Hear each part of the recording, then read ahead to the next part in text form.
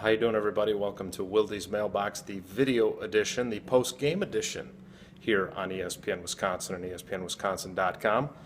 Today's question comes from Nick, who asks why there weren't any carries for James Starks today.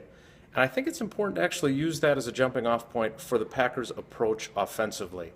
If you remember, Aaron Rodgers complained about their approach in Detroit. He didn't really complain in terms of so many words, but he did talk about adjustments a lot, and we figured out that his adjustment that he wanted them to make was when they weren't running the ball effectively to figure out a way to go to the pass, something they failed to do soon enough for, I think, his liking, and as Mike McCarthy admitted after that Detroit game, his own liking. Well, that wasn't an issue today. Eddie Lacy does get 17 carries.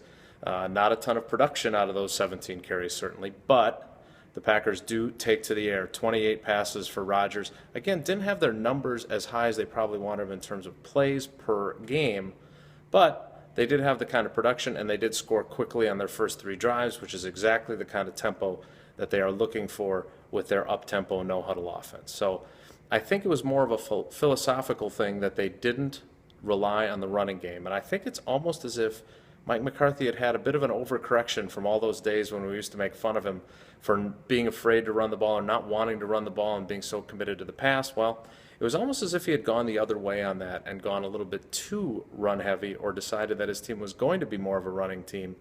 And this, I think, was more like this team needs to play and the way this team is going to have success. Now, they have to continue to do it, but I think today was a good example of what they can do when they put the ball in Aaron Rodgers' hands.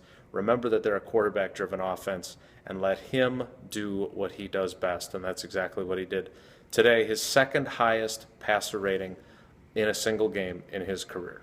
That's our question for this week. We should be back, even on the short week, with a video during the week before the Vikings and Packers take on each other on Thursday night. Thanks for the questions. Keep them coming, and we'll see you next time.